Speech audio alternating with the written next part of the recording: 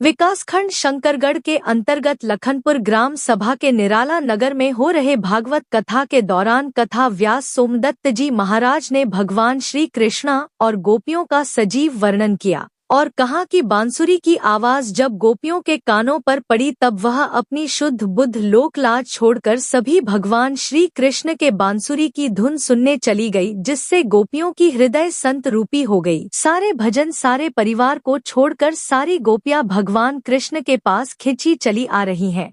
कथा में सोमदत्त जी महाराज ने कहा कि भगवान कृष्ण का ऐसा प्रेम है कि जो राधा वही कृष्णा है और जो कृष्णा है वही राधा है। इसी के साथ भगवान ने सुखदेव जी से कहा कि जाओ आप गोपियों का एवं भक्तों का पतिव्रत धर्म का पालन करने वाली का स्वागत करो। इसी के साथ कथा में पतिव्रत धर्म क्या है इसके बारे में समझाया कि पतिव्रता का धर्म है कि पतिव्रता नारी पति की सेवा करे, पति के चित्र लेकर उसकी ही पूजा करें। इसके साथ उन्होंने कहा कि जब असली पति आ जाए तब उसकी फोटो छोड़कर पति की पूजा करें। इस प्रकार जब जगत पति आ जाएं तब सबसे पहले उनकी पूजा करनी चाहिए, क्योंकि जब स्वयं जगत पति आ गए तब उनसे बड़ा कौन हो सकता है। जब काम क्रोध लोक के वशीभूत मानव होता है तब ठाकुर भगवान भी उस पर अपनी कृपा नहीं करते। अंत में जब पत्नियों को अभियान था कि हम तो छत्राणी हैं, तब ठाकुर जी नहीं आए और जब गोपियों ने अपने दोनों हाथों उठाकर ठाकुर जी को याद किया, अपना सब कुछ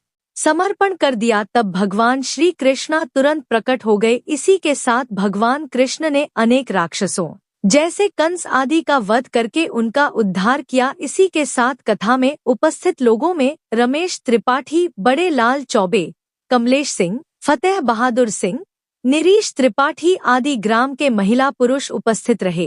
दर्शन कराया है और अक्रूर जी समझ गए ये तो साक्षात नारायण, जिनकी सुरक्षा का चिंता मैं कर रहा हूँ तो सबकी सुरक्षा करने वाले।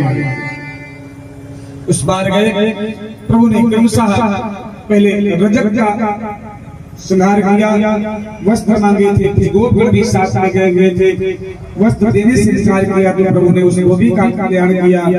दर्जी के पास गए, वस्त्र सिलाए और बोले भाई बताओ तुम्हें पारिश्रमिक क्या दिया जाए।